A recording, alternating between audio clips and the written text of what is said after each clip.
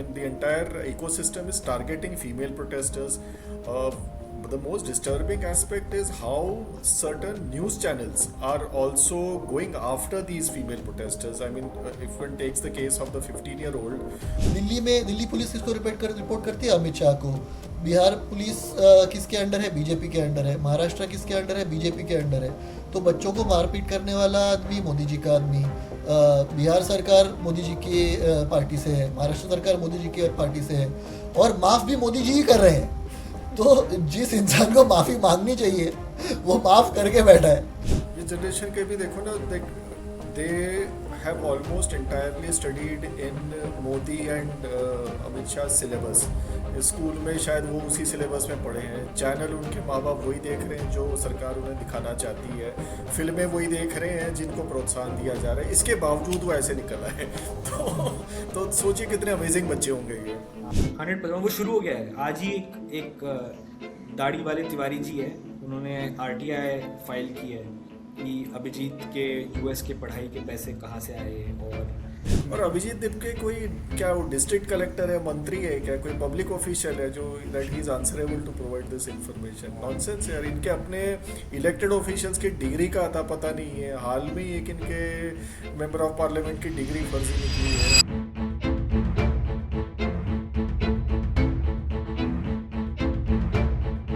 Hello and welcome to the second episode of the Briefing Room. With me, we have our usual co-hosts Parth MN and Aditya Menon, and my name is Akshay Marathe. We are recording this on Sunday, but we are obviously running late by about 2 days. Unfortunately, we ran into some technical issues, and that's why this episode has been delayed by just a little bit. हाँ, और अपनी गलतियों के लिए हम already आपको माफ़ कर रहे हैं। आप में भी एक मोदी जी है आदित्य, बिकॉज कल आपने देखा होगा कि प्राइम मिनिस्टर ने जो लाठियां पड़ी बच्चों पे, जो उनके आईटी सेल वाले सबको गालियां देते हैं, उसके लिए खुद ही माफ कर दिया है सबको। तो वैसे आप देखो, कभी प्रधानमंत्री बन सकते हो। सी to be honest, Modi ji की गलती नहीं है। गांधी जी ने बोला था forgiveness is the attribute of the strong. अब गांधी जी ने ये स्पेसिफाई नहीं किया था कि माफ करने से पहले किसी को माफी मांगनी भी पड़ती है। तो गलती मोदी जी की नहीं है, मोदी गलती गांधी जी की है। नहीं, बट इट्स सो वियर्ड क्योंकि मोदी जी की माफ करने वाली वीडियो पहले आई, और बाद में वो रुचिका नाम की जो माइनर लड़की है जिसको इन्होंने बहुत बुरी तरह हरास किया, उसकी एक ऑलमोस्ट जैसे वो किडनैप्ड लोग की वीडियोस आते हैं ना कि मैं ठीक हूँ और मैं माफ़ी चाहती हूँ, मेरी इससे गलती हो गई। It was so hard to watch that video actually, कि इतनी सी छोटी सी बच्ची एक प्राइम मिनिस्टर सो कॉल्ड बड़ा दिल दिखा रहा है, लेकिन वो बेचारी इतनी हरास हुई है, इतनी बुली हुई है ऑनलाइन। तो इस माफ़ी का तो कोई मतलब नहीं है। It's like a completely fake hollow माफ़ी as far as I am concern. वो बेचारी अभी today also she is come out with a video, I think. Yeah, and actually, in this episode, we will be going through her apology, the bullying.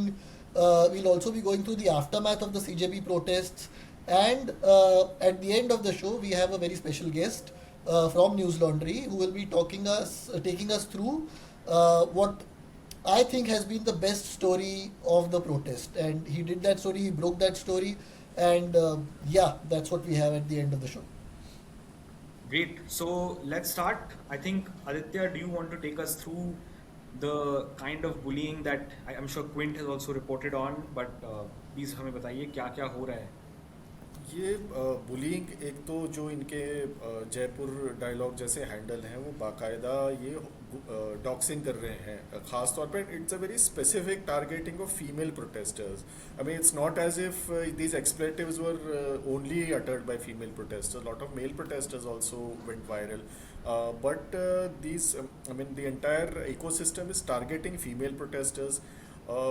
But the most disturbing aspect is how certain news channels are also going after these female protesters. I mean, if one takes the case of the 15-year-old, one channel went and said ki, oh, we have this exclusive interview with a woman who runs the beauty parlor where this 15-year-old learnt nail makeup or whatever it is called. So I mean, what is that? What kind of investigative journalism is that? And Yeah. weird weirdly they deleted that entire they first all their editors and reporters tweeted it out as if it's some great break, and just after PM Modi's message they deleted it out. So firstly you go after a 15-year-old, and secondly you sort of just change your track after the PM says something which doesn't go in line with your coverage. I mean, it's totally absurd how these channels operate. You can't even stand up for your own story, and because your story was absurd to begin with. मतलब आपने 12 साल से prime minister को एक सवाल नहीं किया है ढंग का, और अब आप पूरी अपनी स्टेट मशीनरी लगा के एक 15 साल की लड़की को बुली कर रहे हैं और उससे अपॉलॉजी मांग रहे हैं. तो मेरे ख्याल से ये मीडिया की तो औकात दिखाती ही है. This sums up the main stream media quite well, but it also sums up the kind of government we have. And I think if you look at the aftermath of the CJP protests, protesters in Bihar were targeted, protesters in Delhi were lathi charged, protesters in Maharashtra were detained. और इस सब से आप digress करके you are focusing on the fact that kids were using swear words for the prime minister. First of all, गाली देना अगर क्या पनिशेबल ऑफेंस होता तो आधा बीजेपी का आईटी सेल जेल में होता. पहली बात तो ये पूरा पॉडकास्ट भी जेल में होता. पार्ट 2 अक्यूज नंबर 1 होता, पता है ना तुझे? हाँ. वो अब भी हो सकता है. वो तो हमें अभी लेकिन there has been FIRs against dozens of people. यहाँ पे महाराष्ट्र में हरास किया गया है लोगों को, दिल्ली में डंडे से मारे हैं, सर फोड़े हैं लोगों पे. और अब आप ये देखिए कि दिल्ली पुलिस किसको रिपोर्ट करती है? अमित शाह को. बिहार पुलिस किसके अंडर है? बीजेपी के अंडर है. महाराष्ट्र किसके अंडर है? बीजेपी के अंडर है. तो बच्चों को मारपीट करने वाला आदमी मोदी जी का आदमी. बिहार सरकार मोदी जी की पार्टी से है, महाराष्ट्र सरकार मोदी जी की पार्टी से है, और माफ़ भी मोदी जी ही कर रहे हैं. तो जिस इंसान को माफ़ी मांगनी चाहिए वो माफ़ करके बैठा है. और ये एक अजीब तरह का जेंजी आउटरीच है ना कि आउटरीच के नाम पे स्टॉकिंग कर रहे हैं ये लोग यार, सच में. Beyond the humorous part of it, Modi वाला जो वीडियो था वो बहुत निफेरियस और सिनिस्टर वीडियो है. बिकॉज उसमें वो सिंगल आउट करता है यंग गर्ल्स को और कहता है कि ये हमारे बड़ों के लिए कल्चर शॉक है कि लड़कियां, हमारी छोटी बच्चियां ऐसी लैंग्वेज इस्तेमाल कर रही हैं. तो ये what is he trying to prove? He's trying to say कि girls are not supposed to speak certain language. लेकिन इनके जो बीजेपी के आईटी सेल के लोग हैं, योगी आदित्यनाथ ने आपने वो वीडियो देखा होगा जिसमें वो ANI वाला माइक ऑन रह जाता है और योगी आदित्यनाथ के मुंह से सी वाला जो वर्ड है वो निकल जाता है. बोल दे यार, तो वो योगी अपने पॉडकास्ट पे चलेगा. हाँ, चूतिया बोलता है वो, उसको चूतिया पना बोलता है. बट माय पॉइंट इज कि वो भगवाधारी योगी आदित्यनाथ एक कॉन्स्टिट्यूशनल पोजीशन पे बैठा है आदमी है, उसको सब माफ है. लेकिन एक बच्ची, उसके लिए मोदी जी का मॉरल पुलिसिंग शुरू हो जाता है कि हमारी बच्चियां ऐसे कर रही है. ये तो it's quite disgusting in my view. मतलब देवेंद्र फडणवीस महाराष्ट्र असेंबली में भाड़े के टट्टे बोलते हैं. ये क्या नाम है इसका, रमेश बिधूड़ी ने हॉल में दानिश अली को क्या पता नहीं कटवा भड़वा और क्या कितने गलत लफ्ज़ बोले हैं. और फ्लैशबैक करें तो 2002 में तब मुख्यमंत्री मोदी ने कहा था कि जेम्स माइकल लिंगडो ने सोनिया गांधी चर्च में मળી गया. तो ये तो which the EC election commissioner, then election commissioner James Lyngdoh called it gossip of menials. तो इसकी अगर यानी हिस्ट्री पर जाएं तो फिर इन्हीं के नाम निकल आएंगे सबके सब. नहीं, और हम आई डोंट नो आप लोग के कितने टच में हैं RSS वाले लोग, बट जो भी RSS वाले लोग, बीजेपी वाले लोगों को जानता हूँ मैं, वो महात्मा गांधी को या कांग्रेस के जो पुराने नेता रहे हैं उनके लिए ऐसे अपशब्दों का इस्तेमाल करते हुए मैंने खुद सुना हुआ है. तुम क्या बोल रहे हो किसी को यार, तुम तो you are the worst category of abusers when it comes to this kind of हाँ, मतलब language being used.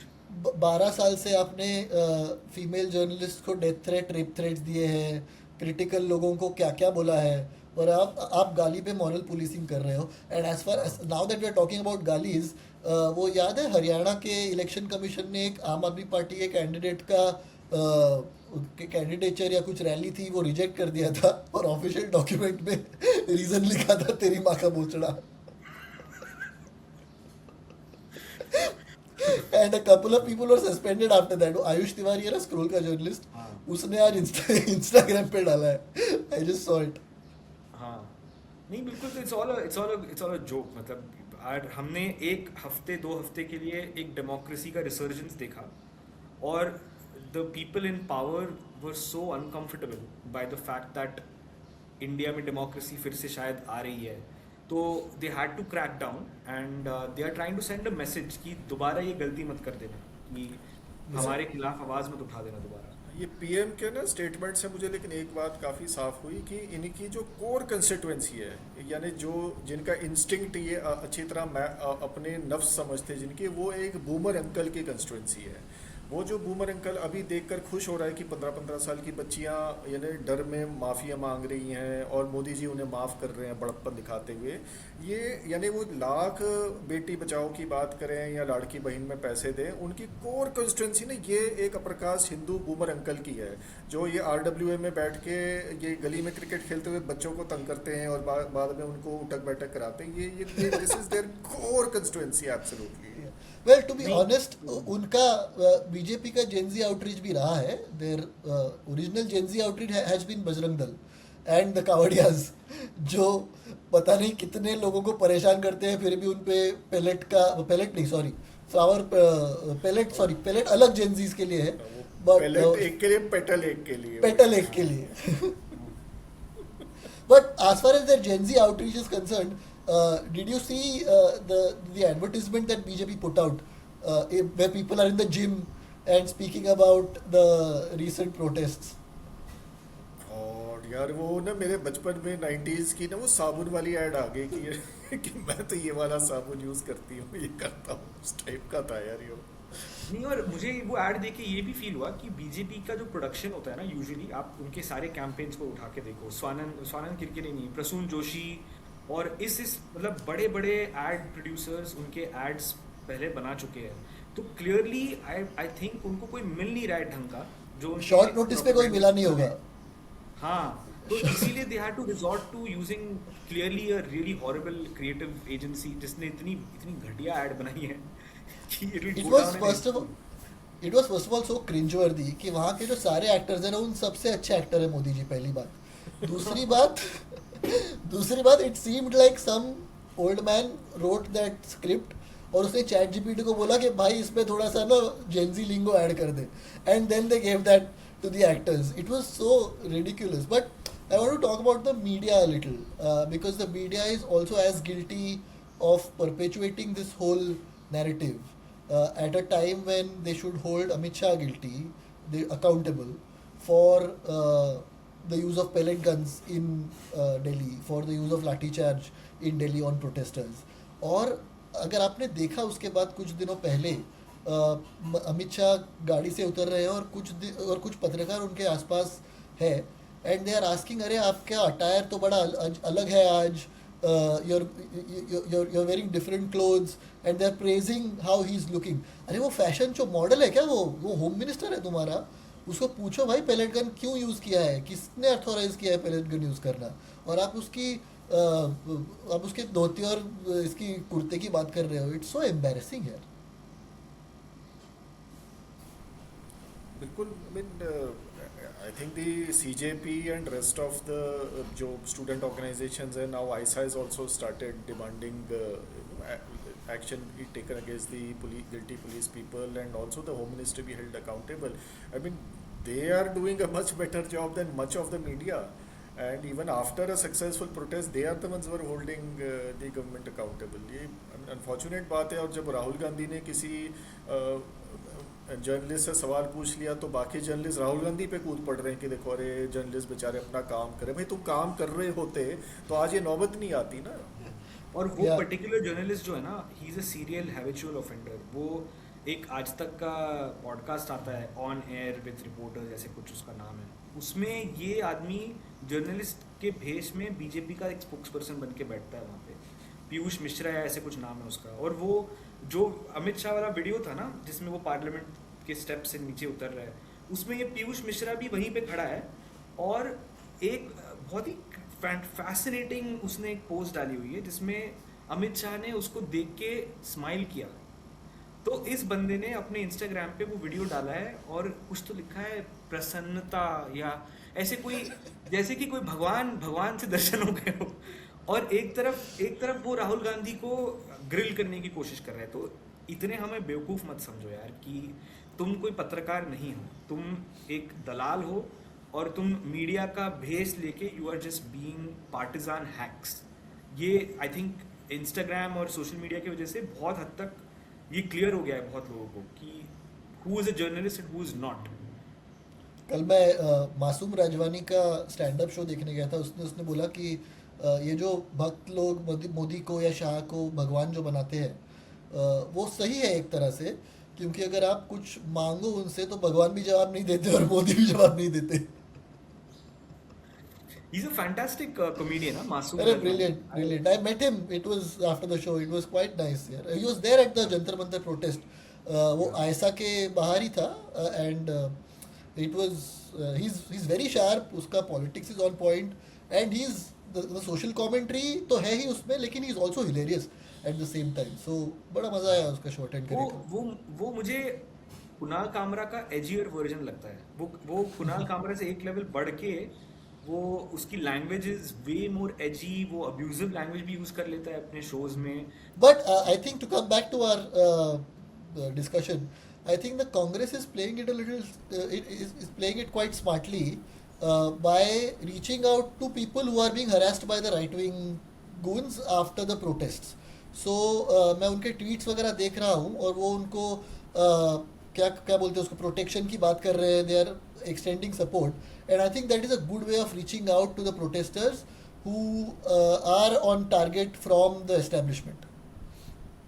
Absolutely, I mean वो अगर लार्जेस्ट ऑपोजिशन पार्टी ये सपोर्ट दे रही है, हालांकि इवेंचुअली अगर कुछ होगा harassment, I don't know what, but I think even in terms of legal protection Congress has promised help, Kapil Sibal and CJP together have also promised help, so yeah I think there will be some kind of safety net for anyone who is being Me harassed. and also see the whole psychological effect that this action is trying to send out is that एक बार आ गए तुम, वापस मत आना, बाहर मत आना। क्योंकि दे हैव रियलाइज कि लोगों का जो डर खत्म हुआ था, ये पूरा माहौल बन गया था ना एक पॉइंट पे कि डर खत्म हो गया, डर खत्म हो गया, तो वो डर दोबारा डालने की कोशिश कर रहे हैं लोग। लेकिन आई पर्सनली डोंट थिंक कि ये उस लेवल का डर दोबारा ला पाएंगे, बिकॉज बहुत सारा पुशबैक भी आ रहा है। If you have seen some of the reels, एक उर्वशी नाम की कोई क्रिएटर है जो डांस करती है, उसने उसके डांस वीडियो को बीजेपी के ऑफिशियल हैंडल ने कहा था कि बाबर की विरासत पे ठुमके लगाने वाले जेंजी बनना चाहते हैं, या किसी के एक लड़की का फोटो था जो कोई साइंस में अवार्ड जीत रही थी। तो उसने बहुत शानदार काउंटर वीडियो बनाया है वो उस कंटेंट क्रिएटर ने। उसने बोला है कि एक उसने अपने लिविंग रूम की फ़ोटो दिखाई, बोली ये मेरे सारे अवार्ड्स हैं, मैंने डांस में अवार्ड जीते हैं, मेरे को एकेडमिकली 93% नंबर आए थे। तो she makes a really good point कि मैं प्रोटेस्ट में भी जा सकती हूँ, मैं डांस भी कर सकती हूँ, और मैं एकेडमिकली भी बहुत स्ट्रांग हो सकती हूँ। तो don't try to create this false division between somebody who's a aware citizen versus somebody who's just chasing an academic life. तो ये बहुत I've been very impressed to be honest with you कि इनकी जो समझ, बहुत छोटे छोटे लड़के लड़कियाँ हैं ये, they are like barely 20, मतलब ये लड़की तो शायद उससे भी छोटी है। तो to see that like kind of maturity come out of this generation has really shown a mirror to a lot of people जो Gen Z को हल्के में ले रहे थे कि ये तो रीलिया जनरेशन है, इनसे कुछ होगा नहीं, इनसे तो बहुत कुछ हो गया यार, लाइक हमसे तो बहुत ज़्यादा कर लिया है इन लोगों ने। It's quite Yeah. ये जनरेशन के भी देखो ना, they have almost entirely studied in Modi and Amit Shah syllabus. School में शायद वो उसी सिलेबस में पढ़े हैं, चैनल उनके माँ बाप वही देख रहे हैं जो सरकार उन्हें दिखाना चाहती है, फिल्में वही देख रहे हैं जिनको प्रोत्साहन दिया जा रहा है, इसके बावजूद वो ऐसे निकल आए। तो सोचिए कितने अमेजिंग बच्चे होंगे ये। हाँ, और मुझे लगता है कि ये मूवमेंट ने एक बहुत बड़ी चीज़ एस्टैब्लिश की है कि ये जो लोग बीजेपी के ऑपोजिशन में बोल रहे थे या सोच रहे थे, ये एक्चुअली मेजॉरिटी में है। मुझे, I can speak for my self, मुझे इस मूवमेंट के पहले लगता था कि हम लोग माइनॉरिटी में हैं, कि हम जो बीजेपी की रियलिटी को देखते हैं या मोदी की रियलिटी को समझते हैं, मुझे तो ऐसे लगता था यार कि किसी और को क्यों नहीं दिख रहा जो मुझे दिख रहा है। तो this is movement is established for somebody like me कि we are not alone, we are actually in the majority, and India की अगर आप डेमोग्राफिक्स देखोगे तो लेस देन 35 एज वाली जो पॉपुलेशन है that is 60% of India. Less than 25 वाली जो पॉपुलेशन है दैट्स अराउंड 50% ऑफ इंडिया. तो जो यंग लोग हैं जिन्होंने मोदी शाह के अलावा और किसी गवर्नमेंट को देखा ही नहीं है वो ही मेजोरिटी है इंडिया की. तो ये अंकलों की पार्टी जो बीजेपी बन के बैठी है ना उनको कभी ना कभी तो जाना है. आना तो इन्हीं को है. यही लोग आगे जाके देश को चलाएंगे, देश को आगे बढ़ाएंगे. वोटर्स भी यही होंगे. 2029 का मेरे हिसाब से 30-40% voter will be below the age of 35. Yeah, yeah. तो they are in big trouble if they think कि they can just harass and bully this generation into submission. मुझे नहीं लगता it is going to succeed. Maybe I'm being too optimistic. I don't know. But now that we're talking about the mainstream media, what do you make of the CJP's decision to engage with them? Because they had started off by ignoring the mainstream media, and now their spokespersons are regularly on these channels. So, what are your thoughts on that? I think it's a risky bet. I don't think there is any black and white in terms of the decision to go on Godi Media because एक तरफ मेरा जो experience रहा, मैं भी एक spokes person था आम आदमी पार्टी का, तो I have been on these channels a lot, Republic, Arnab, times now, ये वो फलाना. तो जब भी मुझे कोई मिलता था ना जो मुझे बोलता था कि मैंने तुम्हें देखा है अर्नब के शो पे, तो मैं अपना सिर पकड़ लेता था यार कि तुम भी वैसे ही निकले. बिकॉज जो इन चैनल्स को देख रहा है ना उन्होंने एक साइड पिक कर ली है. They have already, they are partisan, they are not independent observers who are trying to make sense of the news. They are people who want to see their side being cheered on and their opposition being attacked. I'm generalizing of course, but एक काफ़ी बड़ा audience इनका ये है. But गोदी media में एक spectrum भी है is my view. क्योंकि जैसे अब I saw Abhijit Dipke went on India Today आज तक with राजदीप सरदेसाई and साहिल जोशी. ये दोनों anchors जो है they are not known to be very like pro government always. They are so called neutral faces. तो उनका एक ऑडियंस है जो अभी भी 50 के ऊपर का हो, 60 के ऊपर का हो, जो उनको देख रहा है. तो I think if there is a tactical approach to engaging with some anchors and not with other anchors, it can work, but it is a risky bet. Like it is not, क्योंकि यही channels कल को इनको गाली भी देंगे 100% लिख के ले लोगे, इसमें कोई डाउट ही नहीं. या वो तो मतलब अमन चोपड़ा के शो पे भी सौरभ दास had gone for a debate. My worry is that I think the people who supported the CJP or the protesters who participated in these protests might see it as a bit of a betrayal, because those were the people who were heckling the mainstream media's reporters when they came to report from the field. और अब आप उनके bosses के साथ platform share कर रहे हो तो वो थोड़ा सा ऐसे लगता है कि you are legitimising their presence. Also, that decision to engage with the Godi media doesn't really make sense to me, because you've already established that you can mount a protest and reach out to people without the Godi media. Once you have established that you can reach out to people without the Godi media, why would you want to engage with them, especially after they've spent the past month defaming your protest? I think मेरा ख्याल है इनके larger political priorities पर भी depend करता है. If they are like CJP claimed that giving voice to India's youth, if that is their brief, then I agree. Then going to these channels which malign the protest is a betrayal. But if their aim is larger and they want to provide a political alternative or work towards a reality, towards a regime change reality, then probably going to these channels is the only way out, because you have to then reach out to a population which is supporting the government कि उनको पलटाए बिना ये सरकार निकलने वाली नहीं है. दूसरा इसमें एस्पेक्ट ये है कि what Asaduddin Owaisi often says कि when he is confronted, why do you go to channels where hate against Muslims is spread, he says I go to these channels from a position of strength. यानी ये मुझे कभी pin down नहीं कर सकते और मुझे अपनी बात से कभी पलटवा नहीं सकते वो, तो मैं अपनी बात रखने जाता हूँ और उनके मैदान में जाके उनसे लड़के आता हूँ. So I mean that is another way to look at. एक चीज़ ये भी करते हैं, जैसे यूएस मीडिया में भी ये डिस्कशन बहुत होती है कि फॉक्स न्यूज़ वहाँ का रिपब्लिक है, तो वहाँ पे फॉक्स न्यूज़ पे डेमोक्रेट्स को जाना चाहिए कि नहीं जाना चाहिए, इस पर बहुत बहस होती है. So there are some politicians who do very well in that kind of environment. One of them is Bernie Sanders. So I think being an effective communicator who is on message and who has some kind of moral voice in the society, वो जब इन channels पे जाते हैं ना, तो मुझे लगता है कि ऑडियंस सुनती भी है और एक्सेप्ट भी कर लेती है कि हाँ ठीक है, इनका एक पॉइंट ऑफ व्यू है. There are different views even within the Democrats in the US. That's also true. But I think the other thing about this is that see, CJP has had many criticisms. CJP के बारे में बहुत लोगों ने बहुत criticize किया. In this particular moment, CJP is riding high. उनको एक बहुत बड़ा victory मिला. तो उनको एक public perception और imagination में एक honeymoon period चल रहा है उनका, where they are not being pushed back as hard, even in these Godi media interactions, where there is a very brief window that they have. इस विंडो को वो शायद एक्सप्लॉइट कर रहे हैं, इज माई सेंस, कि वो एक बार वो विंडो खत्म हो जाए, एक बार वो विलिफिकेशन शुरू हो जाए, then they will have to retreat and make their own path. But in this brief victory lap वाला जो विंडो है, जो हनीमून पीरियड है, मुझे लगता है कि they are trying to make the most out of it. That's my sense. Yeah, the only distinction I would make between the Democrats and the CJP is that one is a political party and the other is a pressure group. So as it comes back to what Aditya said, that if you have larger political ambitions, then yes, it might make sense.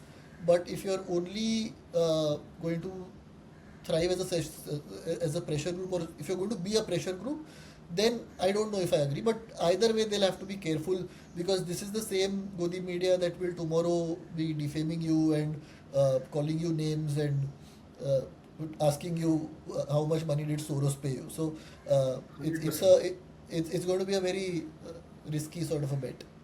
100%. वो शुरू हो गया है. आज ही एक दाढ़ी वाले तिवारी जी है, उन्होंने RTI फाइल की है कि अभिजीत के US के पढ़ाई के पैसे कहाँ से आए, और you know that's already started, and all media houses have put out a statement that RTI activist files complaint.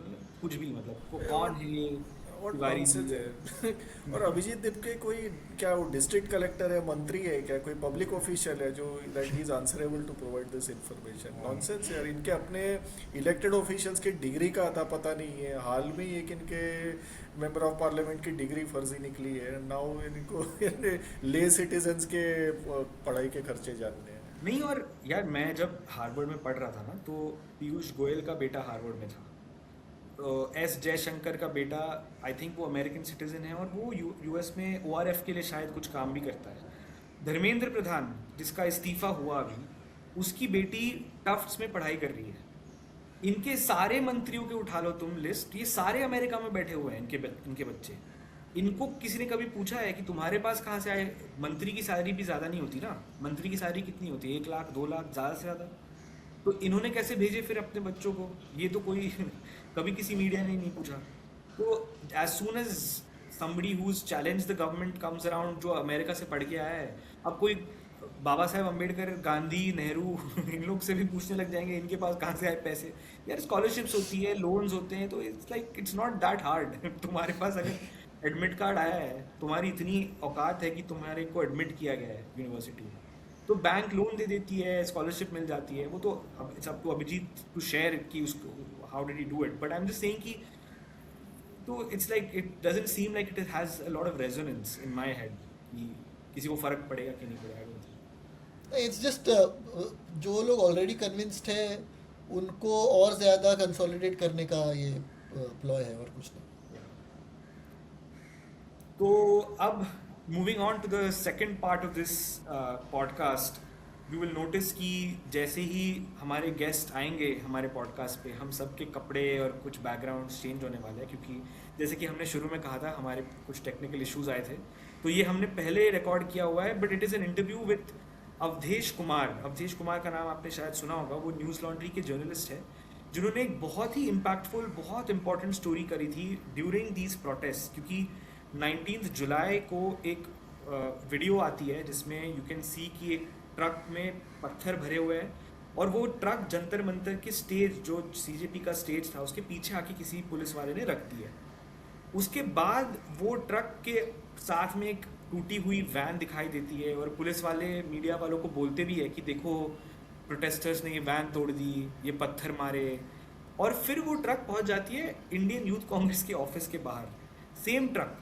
And Awadhesh is done a fantastic report जिसमें he follows the paper trail कि वो किसका ट्रक था, वो कहाँ से वहाँ पे आया होगा। तो ही हैज़ फाउंड दैट वो ट्रक एक्चुअली पुलिस ने जब्त किया था 5 दिन पहले प्रोटेस्ट के, और वो पुलिस के माल खाने में ट्रक बैठा हुआ था। तो it nobody else had custody of the truck but the Delhi police.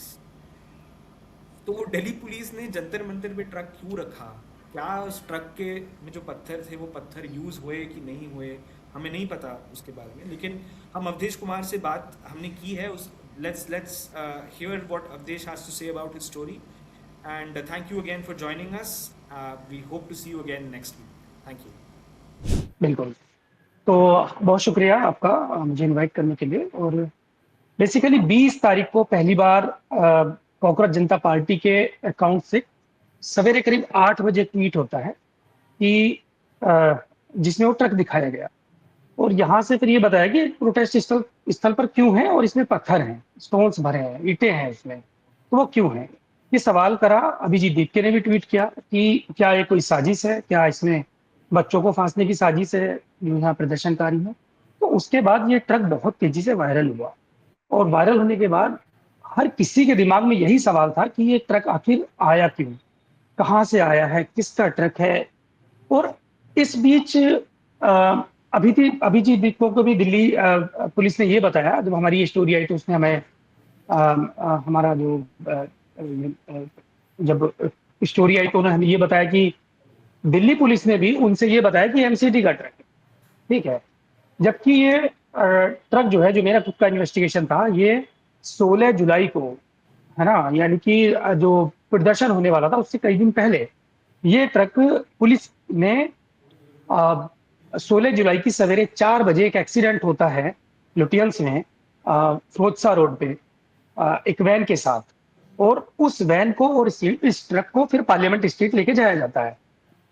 Police ने इसमें एफआईआर दर्ज की एक, और वहां आने के बाद ये जाहिर सी बात है, जब एफआईआर दर्ज हो गई है, 2 गाड़ियां जब्त हो गई हैं, तो थाने की निगरानी में होगा, वो पुलिस की निगरानी में होगा।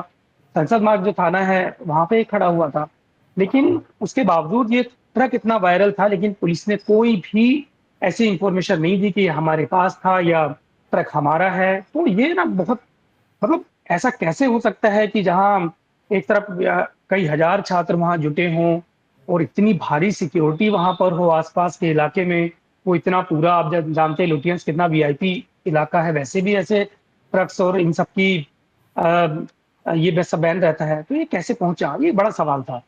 तो मेरे लिए सबसे बड़ी चुनौती ये था कि इस ट्रक तक पहुंचा जाए, इस ट्रक तक पहुंचा जाए, इसके ओनर तक पहुंचा जाए कि ये आखिर है किसका। वायरल तो हो रहा है, लोग लगे हुए हैं, है किसका। तो मैंने फिर पहले तो जो बहुत सारी एप्लीकेशंस हैं ट्रैफिक की, ये सब, उस पर मैंने सर्च मारा, तो वहां से मुझे बहुत ज्यादा कोई इन्फॉर्मेशन मिली नहीं, है ना। तो मुझे लगा कि ये एप्लीकेशन, पहली बार ये पता चला कि ये एप्लीकेशन बहुत ज्यादा किसी काम की भी नहीं है क्योंकि मैंने बहुत सारी एप्लीकेशन खंगा ली। तो फिर मेरे सोर्सेज थे कुछ, मैंने उनके थ्रू उस ट्रक के ओनर तक मैं पहुंचा, और फिर ये मुझे पता चला कि कहाँ का ट्रक है, किसका ट्रक है, कब ये निकाला गया था। वो फिर सारी मुझे पुरानी इसका पूरा हिस्ट्री पता चल गई। तो मैंने जब ट्रक के ओनर को कॉल किया तो उनकी वाइफ ने फोन उठाया, और 1-2 दिन बस उसी सिलसिले में निकल गया कि वो कहीं बाहर गए हैं और वो यहाँ नहीं है, वो बिहार में हैं, आप उनसे वो 2-3 दिन बाद यहाँ आएंगे। तो मैंने कहा मैम प्लीज हमको नंबर दे दीजिए, और तो उन्होंने कहा, उन्होंने नंबर भी देने के लिए, मैंने तो किसी तरह मैंने उनको मैनेज किया कि फिर उन्होंने किसी तरह मुझे नंबर दिया। मैं ट्रक के ओनर से बात किया तो वो एकदम भरे बैठे थे, क्योंकि वो ट्रक ऑलरेडी वायरल था, तो जाहिर सी बात है उनको पता था कि भाई ये हमारा ट्रक तो बदनाम हो चुका है ये सब चल रहा है मीडिया में, है ना। तो वो मुझसे भी यही बोल रहे थे कि तुम क्या चाहते हो, बड़ा बहुत अकड़ में बात कर रही थी। तो मैंने कहा सर मैं चाहता हूँ कि ये ट्रक आपका है तो वहाँ कैसे पहुंचा, इसकी क्या कहानी है।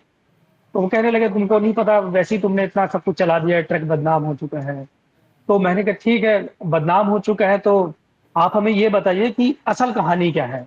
अगर आपको ऐसा लगता है कि कुछ चीजें गड़बड़ हुई है तो हमको बताइए। तो उन्होंने बहुत ज्यादा कुछ नहीं बताया, मेरे को इतना से क्लू दिया कि उसका एक वैन के साथ एक्सीडेंट हुआ था और वैन भी वहां खड़ी है।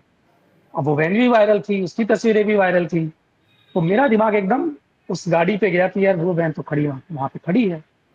तो मैंने कहा मुझे वैन वाले का नंबर दे सकते हैं आप, कुछ बता सकते हैं? तो उन्होंने बहुत ज्यादा जानकारी नहीं दी, बहुत यही बताया कि मैं उसको बेच चुका हूँ कुछ कुछ समय पहले, उसका मेरे पास एग्रीमेंट भी है, मैंने किसी और को दिया हुआ है। तो बहुत नॉर्मल, क्योंकि पुलिस उनको कॉल कर रही थी, नंबर जो है वो, क्योंकि मालिक वो थे तो उनको कॉल कर रही थी, इसलिए उन्होंने मुझे ये सब चीजें बताई। फिर अब मेरे पास एक चुनौती नहीं, दो चुनौतियां हो गई इस रिपोर्ट को करने के लिए। एक तो ट्रक का पूरा पता लगाने का, और दूसरा फिर ये वैन वाला है।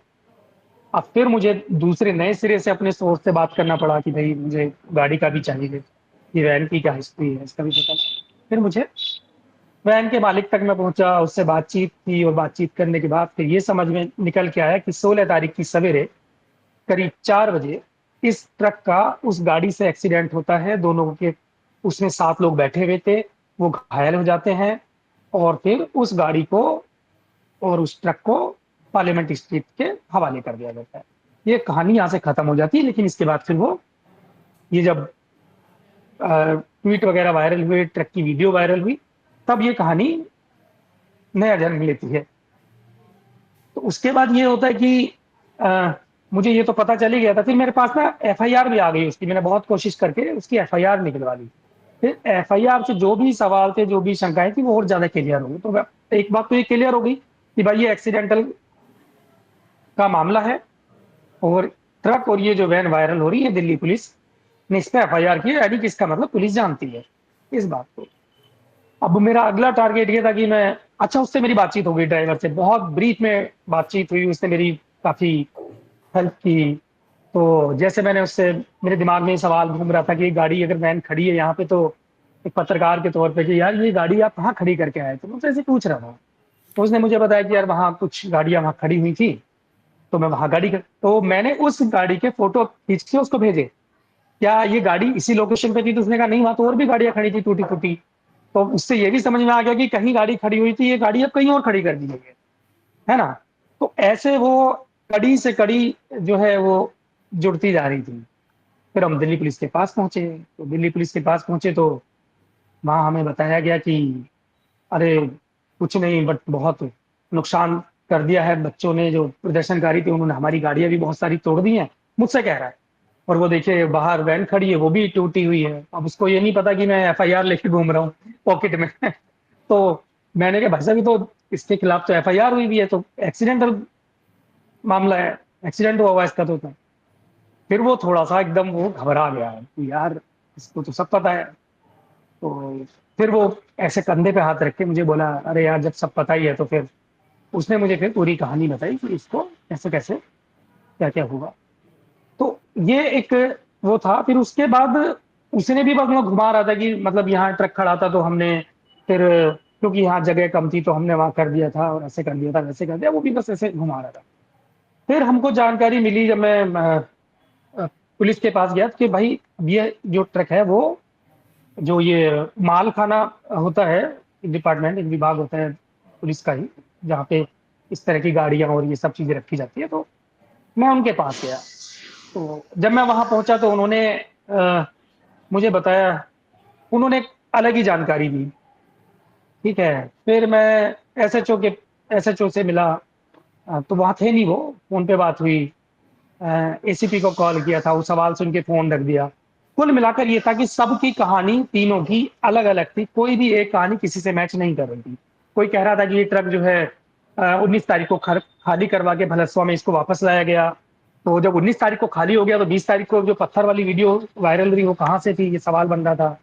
ठीक है, फिर वो बोल रहे थे कि ये तो ट्रक हमने यहाँ से खाली करवा के यहाँ से हमने प्रोटेस्ट स्थल से दूसरी जगह खड़ा किया हुआ था। तो मतलब वो खुद ही घुमा रहे थे, उनको खुद ही नहीं पता कि वो कहना क्या चाहते हैं। तो वैसे ये गोल गोल घूमता रहा। फिर आखिर में जाके इस ट्रक को इन्होंने खड़ा कर दिया है यूथ कांग्रेस के दफ्तर के बाहर। तो और ये मजे की बात देखिए कि वहां से जो है कुछ यूट्यूबर्स वीडियो भी बना रहे हैं कि देखिए कांग्रेस का दफ्तर है और यहाँ पर इसमें पत्थर भरे हैं, हमको तो लगता है कि कांग्रेस वालों ने लाके खड़ा कर दिया है, इसकी साजिश है, उन्होंने पत्थर भरे हैं। तो इस तरह के वीडियो खूब वायरल, मिलियंस में वो वीडियो चले। तो मतलब अब तब भी पुलिस ये नहीं बता रही कि भैया ये ट्रक हमारा है, हमारी जब्ती में है। मतलब ऐसे क्या तुमको लग गया कि भाई इतना बड़ा मामला है, इस देश का सबसे बड़ा प्रदर्शन यहाँ पे चल रहा है, सबसे वीआईपी इलाके में चल रहा है, तो आप कैसे ये नहीं बता पा रहे। लेकिन हाँ, जब मेरी रिपोर्ट आई और वो वायरल होने लगी, तो आप समझिए कि कुछ ही घंटों में दिल्ली पुलिस का जवाब आ गया। तो मतलब आपको फिर 2 घंटे में, कुछ घंटों में ही आपको ये पता चल गया ट्रक किसका है। और ये इतना समय जो बीता है, आपने जो इतना गुमराह किया है, उसकी लगातार लोकेशंस बदलती रही हैं, तब आपको समझ नहीं आ रहा था ये ट्रक किसका है। आपको डे वन बता देना चाहिए था, दिल्ली पुलिस की जिम्मेदारी थी। अगर उस पर संशय था, उस पर सवाल उठ रहे थे, तो आपको बता देना चाहिए था। और कुछ ऐसे ही कोई लोग सवाल नहीं उठा रहे थे उसमें। उस पूरे प्रदर्शन को जो लीड कर रहा था अभिजीत दीप, वो सवाल कर रहा था आपसे। बाकी जो और लोग लगे हुए थे वो आपसे सवाल थे, तो आपको बताना चाहिए था वो असल असल में वो किसका ट्रक है। कई साल मैं वहाँ रहा हूँ, तो मुझे मुझे तो याद नहीं है कि उस इलाके में कहीं भी ऐसे लूज पत्थर मिल जाए किसी को भी। लूज पत्थर नहीं वहाँ। वहाँ पे, वो हॉर्टिकल्चर डिपार्टमेंट मुझे मेरे हिसाब से पूरे देश में सबसे ज़्यादा पैसा अगर कहीं खर्च करता होगा तो उसी इलाके में खर्च करता होगा। तो वहाँ कोई लूज पत्थर ऐसे मिल जाए, I don't think it's possible. तो वो कम से कम मुझे तो ऐसे लगता है कि वहाँ पे वो पत्थर का आना और वो प्रदर्शनकारियों के हाथ में पत्थर आना, ये किसी के साजिश के बिना होना मेरे हिसाब से बहुत ही मुश्किल चीज़ है। नहीं, ऑल्सो एक प्रोटेस्ट साइट है, उसके बीच में एक पत्थर भरा ट्रक आ जाता है। ये this is just incredible, right? Also ये जो पत्थर होते हैं, भीमा कोरेगांव जब हुआ था उस वक्त भी हमें यही नजर आया था कि पत्थर पहले से लाके रखे थे, और फिर जब भीमा कोरेगांव के पिलग्रिम्स वहां पहुंचे तब उनपे पथराव हुआ। So this is not the first time this has happened. या तो ये मैं दो ही पॉसिबिलिटीज है ना, या तो आपकी इनकॉम्पिटेंस है, निकम्मापन है आपका कि आपके निगरानी में वहाँ पत्थर का एक ट्रक वहाँ था, या फिर साजिश है। कोई तीसरी पॉसिबिलिटी नहीं हो सकती। सॉरी अवधेश जी, आप कह रहे थे। मैं ये बताना चाह रहा हूँ सर कि बहुत बार हमने ऐसा देखा है कि अगर दिल्ली पुलिस ठान ले, छोटी मोटी चोरियां भी होती है ना, मोबाइल भी चोरी हो जाता है, या फिर किसी का चैन छीन के ले रहा। अभी पीछे पॉलिटिशियन है, उनके रिश्तेदार रिलेटिव का वहां से चैन चोरी हुआ था। तो पुलिस को ये सब पता करने में बहुत ज्यादा वक्त नहीं लगता है। मैंने खुद पुलिस से इस तरह के मतलब काम करवाए हैं, इनसे चीजें निकलवाई हैं, अपना प्रेशर बना के कि आपको ये निकालना ही होगा, तो मैंने निकलवाई हैं। वो चीजें करवानी होती है, ठीक है। तो ऐसा बहुत बार होता है। अब आप समझिए कि कोई ये मोबाइल तो था नहीं, ये कोई सोने की चैन तो थी नहीं कि अब गुम हो गई है, मिल नहीं रही है, पता नहीं चल रहा है। ये इतना लंबा चौड़ा ट्रक, और वो भी ट्रक, क्या उसको क्या बोलते हैं, डंपर, हाँ, है ना, डंपर। डंपर। वो राइट। दूर से दिख जाता है भाई साहब डंपर। उससे आदमी, जब गाड़ी चलती है ना, तो उससे आदमी 2 फीट वैसे ही दूर चलता है उस डंपर से, है ना। क्योंकि अ, तो ऐसे में दिल्ली पुलिस का ये पता नहीं लगा पा रही थी कि मतलब ये डंपर किसका है। और उसको पता था तो क्या उसकी जिम्मेदारी नहीं थी कि वो इस देश को कैसे गुमराह कर रही है, कि उसको बता देना चाहिए, और वो जो है ना। वैन थी, जिसको जो डैमेज्ड वैन को उन्होंने ट्रक के साथ रखा था, और फिर पुलिस वालों ने आपको ये बयान दिया ऑन द रिकॉर्ड कि ये वैन प्रदर्शनकारियों ने तोड़ा हुआ है, जबकि आपने ऑलरेडी पता कर लिया था कि ये वैन किसी एक्सीडेंट में इसके ऊपर डैमेज हुआ है। तो मेरे को लगता है कि पुलिस के बारे में ना लोगों की जो एक, कुछ लोगों में गलत फहमी है कि पुलिस हमें हमारे प्रोटेक्शन के लिए होती है। लेकिन ये जो पूरा इंसिडेंट है, इससे तो बहुत क्लियर हो जाता है कि पुलिस का role, it has not just been suspect, it has been nefarious. मतलब वो उनकी पूरी प्लानिंग ये थी कि कैसे हम क्रिमिनलाइज करें प्रोटेस्टर्स को, और उनको फंसाने की कोशिश में लगी थी पुलिस। यही दिखाई देता है, कम से कम मुझे तो इससे यही कंक्लूड कर पाता हूँ मैं कि पुलिस का रोल बहुत ही खतरनाक था इस पूरे इंसिडेंट में। अवधेश जी, एक सवाल था मेरा।